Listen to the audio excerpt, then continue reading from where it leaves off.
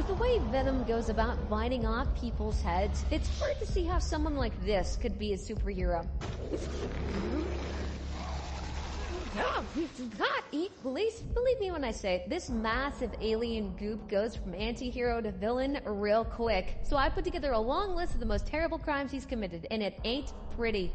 It might come as a shocker to you, but one of the worst crimes Venom has ever committed is unlawful entry into the United States and Earth as a whole. Yes, laugh all you want. At the start of the movie franchise, we see a spaceship smuggling Venom and a few other symbiotes into Earth. The entry sequence? 4 by 103 point... LF1 mission control, you're breaking up, please repeat. LF1 mission control, please repeat. And he used the term smuggling loosely. It wasn't particularly the symbiote's intention to be captured by Carlton Drake, a crazy scientist with an even crazier plan to evolve the human race. And again, the symbiotes were technically on their way to invade Earth, so yeah. The illegal entry into the United States is a misdemeanor, and that's about 6 months in prison. Good luck deporting this alien back to where it came from, though. The sucky thing about being a superhero, or something akin to one in Venom's case, is that you tend to put other people close to you in danger. Now, most of these circumstances are largely not the hero's fault. The other times when it is, though, that is reckless endangerment. A perfect example is when Venom and Eddie were being hunted by a xenophage, basically a living, monstrous weapon built to kill symbiotes. Pretty ugly, terrifying thing, if you ask me. Did I mention it has chainsaws for teeth? Yeah, those are the kind of teeth that symbiotes can't survive. So with that monstrosity on their tail, Eddie and Venom went to Vegas where they met their favorite store owner, Mrs. Chen, living at large in the casino penthouse suite. Long story. Let's dance, baby. Yeah, no, Marty Pooper. No, do not encourage him. As usual, Eddie tried to be the voice of reason. A monster was after them, and clearly that was no time for dancing. But Venom, being the wild card he is, refuses to take no for an answer. And this is Mrs. Chen we're talking about, one of his favorite human beings.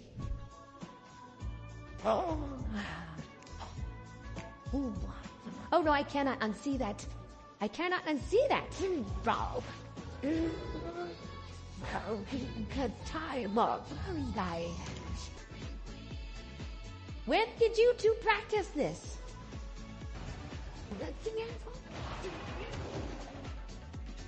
Not gonna lie, those are some pretty sweet moves they got there. Almost worth the danger they brought to Mrs. Chen. It's what happened.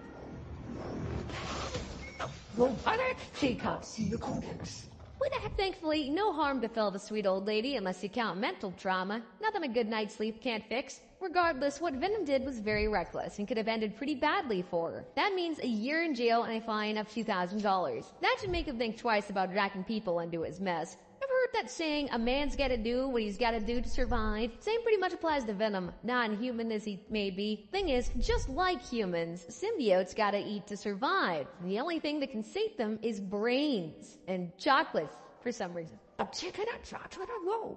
I eat brains. Chickens have brains. At the risk of sounding like a nerd, chickens do have brains. Just Googled it. But the brains Venom was talking about were human brains. Since that's not something you just find in a deli or a farmer's market, they had to find some way to compromise.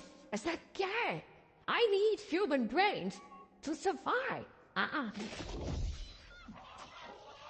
Yep, stealing chickens. That's what they've been reduced to. Well, it's either that or munch on random people's heads in the streets. But that's not the only heist these bad boys have been up to. At some point in the third movie, while wandering the streets of LA with nary a dime to their name, they needed to make cash and fast. So they figured they'd try their hands at gambling. Terrible idea, by the way, for lots of reasons. The first being this. Paris Casino has a strict dress code. No, you know what? It's a hotel. These are my vacation clothes. The better one. He's not wrong. Look at you.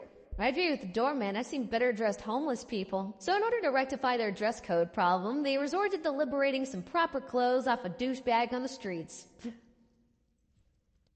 Oh God. Whoa. Why'd you keep knocking people out? Now that's what I call a slap. The force, the velocity, the drag. Perfect hit. I'm sorry, buddy. I am so sorry. Oh, no one will recognize us. Seriously.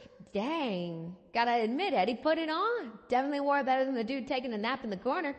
Welcome to the Paris. Thank you. No, thank you. No. Hell, even the doorman couldn't deny that award-winning drip. Be that as it may be, I very much doubt Eddie would be styling it up like that in jail, because theft is a pretty serious offense. For the chickens in San Francisco, that'd be 6 months behind bars and $1,000 in fines. As for the stunt in LA, that'd be an extra 5 years and a $10,000 fine for theft, and 10 years plus $10,000 for assault. Being a journalist, sometimes you just can't help the urge to break and enter somewhere to find the scoop, and that's the kind of journalist Eddie is. The guy who just keeps on pushing. It's what got him on Drake's bad side, thereby ruining his life. It's also what drove him to break into Drake's facility with the help of one of Drake's employees. Go in. Don't touch anything. Go ahead. I'll take care of it. Dr. Screw. That's where he finds out about all the inhumane experiments Drake had been conducting. It's also where he ends up meeting Venom in a not very warm way. Maria, yeah, Maria, no.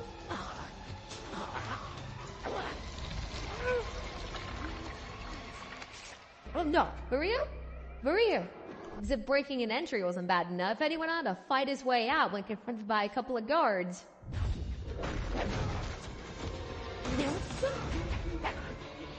Considering Venom had just inhabited Eddie's body, he was still assimilating, getting the hang of things here, so those attacks left a little more to be desired from such a ferocious symbiote. Thanks to that, the guards got away with just a couple of bruises, maybe a broken rib or two at most. Then the dude proceeded to smash down a perfectly working door that was blocking his path before making a run forward.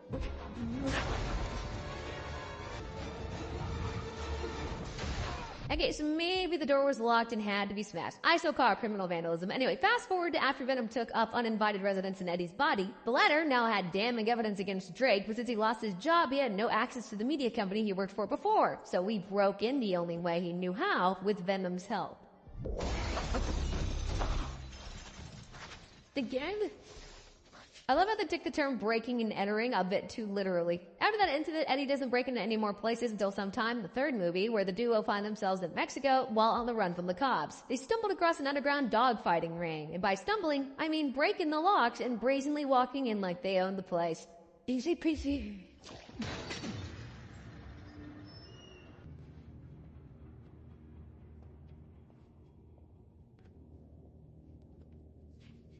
Glossing over how inhumane and illegal dogfighting may be, Eddie and Venom proceeded to release said dogs and beat the crap out of the guys that owned the place. I mean, imagine the audacity. Either way, that's 2 counts of breaking and entry, each netting up to 6 years in jail and a fine of 10 grand. Then there's the 2 counts of assaults going for 10 years in prison and 10 grand each. As for the damaged property, that's an extra year and another 10 grand. Go figure. So far, it's been a crazy ride of petty crimes for the duo that are meant to be superheroes. Sure, 50 years of jail time and 73 grand in fines might seem pretty doable, but that's only because we've not scratched the surface of the most messed up stuff these guys have gotten up to. Stick around, we're about to kick things up in a legal notch.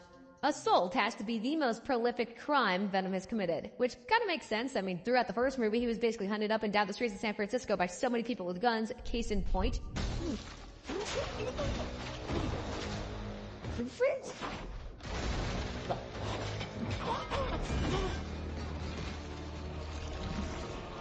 I can't say those guys didn't have it coming, and the hits were getting heavier, glossing over the first guy that was tossed out the window. Imagine getting whacked in the face with what looks to be at least like a 20-kilogram dumbbell. Someone's gotta have a wicked headache and a cracked skull. What is that? What? Oh.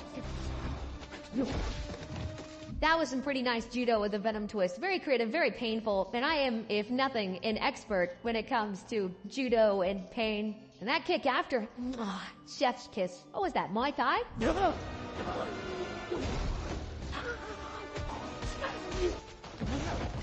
Outstanding. Outstanding doesn't quite cut it. KO is more like it. Can't say I've seen a faster way to mow down 6 bad guys. Oh, I think I missed one. There we go. Painful as that encounter was, you'd think these guys would, give up, trying to capture Eddie, or maybe regroup, strategize, come back prepared. But no, Venom was a very precious alien symbiote that cost a lot of money to ship in from space, so manpower was apparently expendable. Oh, next year looks like a lot of broken bones and blunt force trauma to the head. I'm sure they'll be fine, right? Your job comes with decent insurance, I'd hope. The guys I do kind of pity the most are the SWAT team, though. Eddie and Venom's run in with Drake's guys that apparently gathered a lot of attention, and they tried to settle things. Emphasis on tried. You got to that.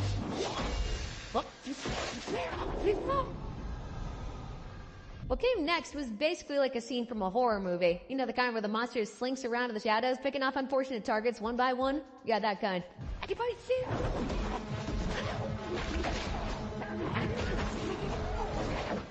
Yeah, that definitely hurt a lot. It's almost sad to see the SWAT team being torn apart like that by a single dude. To be fair though, I don't think their training includes fighting off alien monsters. Maybe it does.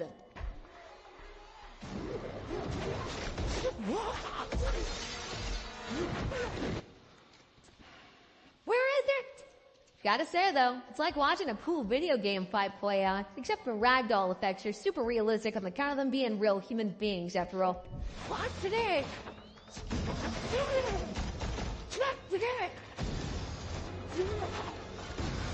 Well, it seems as though things are finally starting to even up with the flashbang grenades. Turns out loud sounds are a weakness to symbiotes. Be that as it may, Venom was not about to let them abuse his weakness like that.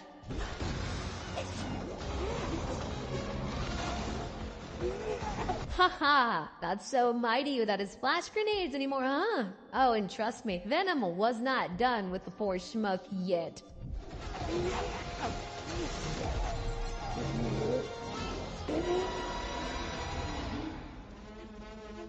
Oh, that's it for the SWAT team. Total wipeout. I think Venom had all the disadvantage there. I mean, they outnumbered him, they had guns and grenades, all he had to defend himself was their teammate's body. Seems pretty unfair to me. Anywho, after that, Venom somehow got separated from Eddie, and by separated, I mean Eddie and his friends yeeted him out of his body. Eddie later gets captured because he's pretty much defenseless without Venom, who just shows up in the nick of time to rescue him. And it's much bigger than you. Promise him. I don't believe in karma. Karma really is a because I don't need to tell you what happened to the last guy. Don't worry, you'll find out eventually. As for the last case of assault in the first movie, it was obviously saved for bad boy Drake and Symbiote that had taken over him, Riot.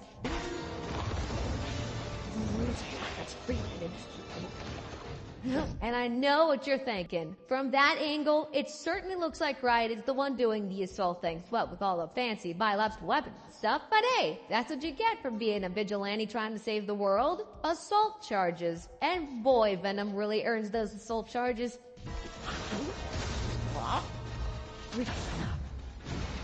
Eddie has some serious beef with Drake for costing him his job, his fiancée, his apartment, for ruining his life, basically. Oh, and for conducting a bunch of inhumane experiments and trying to facilitate an alien invasion. That part as well. And when the opportunity presented itself for a big ol' helping to pay back, Eddie was equally throwing some fists. Nothing is more satisfying than punching a messed up CEO in his big ugly mug. After that debacle in the first movie, the next person Venom gets assaulting is Cletus Cassidy, a deranged serial killer. Daddy could never look at you again. Now, why would Venom rough up some guy on death row? Well, it's simple, really. That's Cassidy, a serial killer, and said some really mean things about Eddie's parents. So Venom was sticking up for him, but tossing Cassidy around was something that would come to bite him back in the ass. Okay, not the kind of biting I had in mind, but pretty close. Still, that bite had more consequences than they expected. You see, thanks to that, Cassidy was able to ingest some of Eddie and Venom's blood, giving him his very own symbiote, Carnage.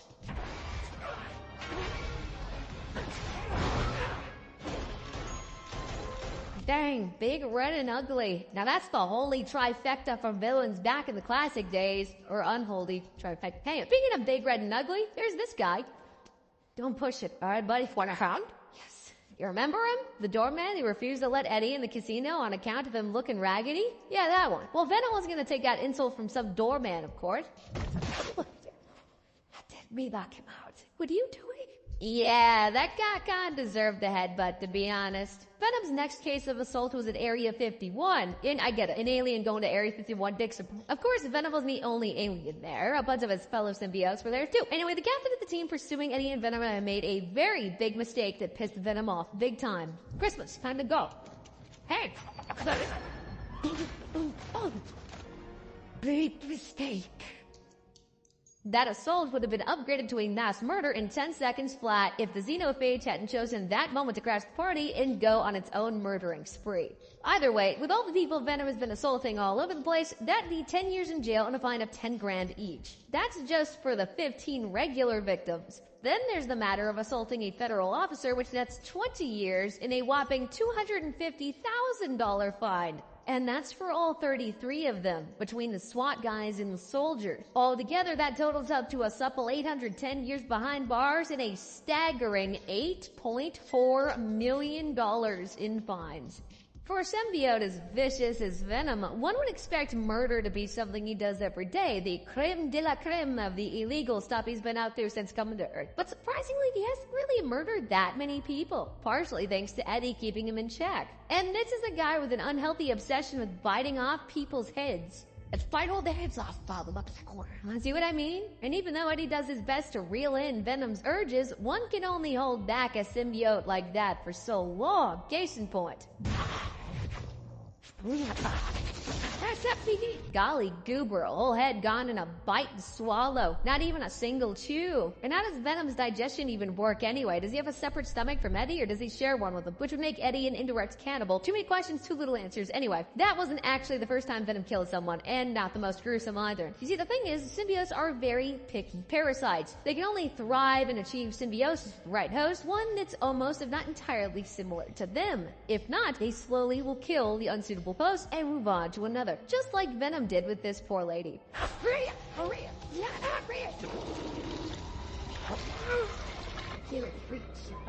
And just for those curious about how the symbiote does it, well, it basically consumes the internal organs of the host to keep itself alive until the host is pretty much a walking carcass kept alive by the symbiote until it evacuates to a new host. Pretty gruesome stuff. Other than that, it's your standard biting off the head murder situation for Venom. The next one happened shortly after Eddie got rid of Venom and was immediately captured by the bad guys and was about to get executed in the forest. Venom shows up in the nick of time wearing Eddie's ex-girlfriend's body. I don't like the way that sounds phrased. Hi, Eddie. Whoa. I guess that kind of makes you an indirect cannibal too. And let's not forget that one guy who robbed the convenience store that Eddie frequents. Well, I must do. Now, don't like to wait. You see, that was back when Eddie didn't have Venom inside him and was, what was it Venom loved to call him again? Pussy. Ah, yes, that's the one. But I can't blame Eddie. The robber had a gun. No amount of bravado would have gotten him anything less than a serving of lead. Fast forward to the end of the first movie when the robber comes back for more money. He had the unfortunate displeasure of bumping into a Venom fight, Eddie. The hell are you? We are Venom. You know, I have a sneaking suspicion that he ate that guy whole. Either that or the store owner would have had a hard time explaining to the cops why a headless body is in her store. Now that's a situation you wouldn't want to be caught in. Kind of like this next situation.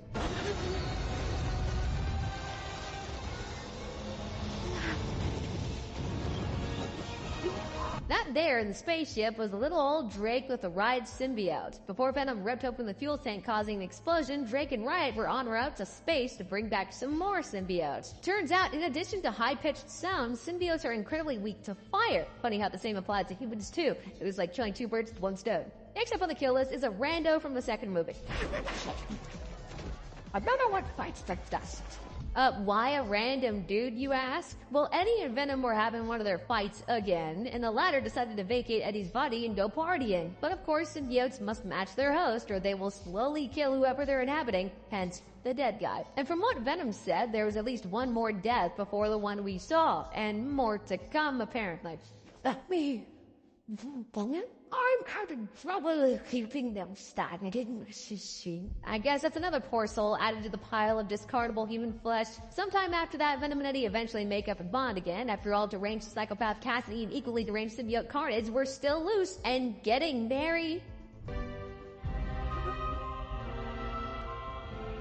Guess I forgot to mention there was a third deranged psycho named Shriek. She used to be childhood friends with Cassidy way back in the day and had just as much taste for blood as him. Also, a very annoying superpower. A dual mouth. Are in trouble? Wow, who'd have thought that marriage would be an abusive one? What goes down next is nothing short of pure, violent, and utter, what's the word I'm looking for? Let there be carnage. Ah, yes, that word. chills. Literal chills down my spine right now. And cue the awesome yet seemingly one-sided fight scene.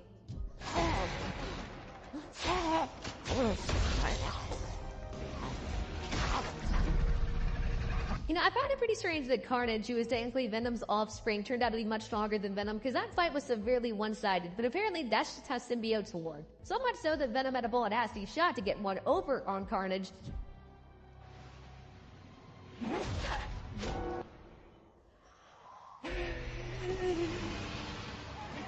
Underhanded as it may be, it was very effective in leveling the playing field, albeit temporarily. As for Shriek, let's just say the burden of marriage was too much for her to handle. And another one bites the dust. The Cassidy and Carnage duo weren't looking too good either. The fall had separated them, leaving Cassidy in the defenseless, crumpled mess, and Carnage struggling to reach him.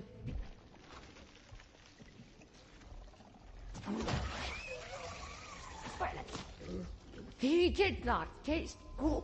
Ew! That must be how eating raw octopus feels like. I'll pass. With Shriek decommissioned for good and Carnage digested, that only left Cassidy. What to do? What to do? On the one hand, Eddie and Venom could turn him into the cops and he'd be back on schedule for the death penalty in time for dinner.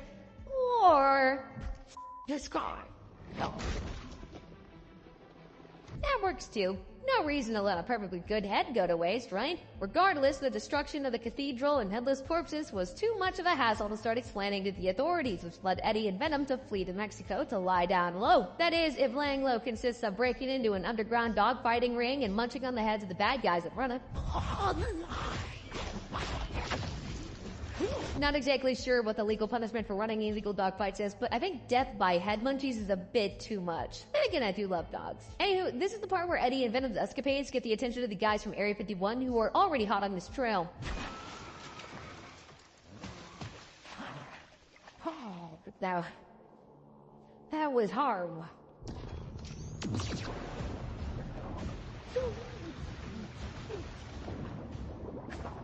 Dang, they came prepared. Makes sense, since they already captured a few other symbiotes without hosts and had enough time to study their weaknesses. Now, their focus was on Eddie and Venom, and they didn't care one bit if Eddie ended up as collateral damage.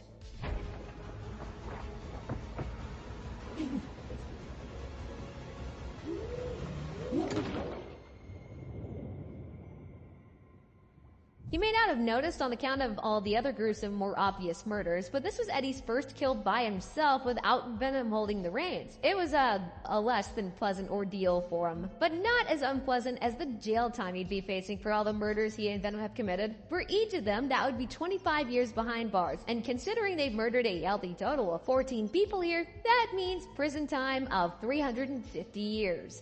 Well, after running all the numbers, I gotta say, things are very much not looking good for Eddie and Venom. Altogether, the dynamic duo are looking at a massive 1,210 years behind bars and an equally as alarming sum of $8,493,000 in total fines. With their crappy luck at gambling, I don't see them coming up with such cash anytime soon. But if you think that rap sheet was bad, click one of the videos on screen. I promise you, you ain't seen nothing yet.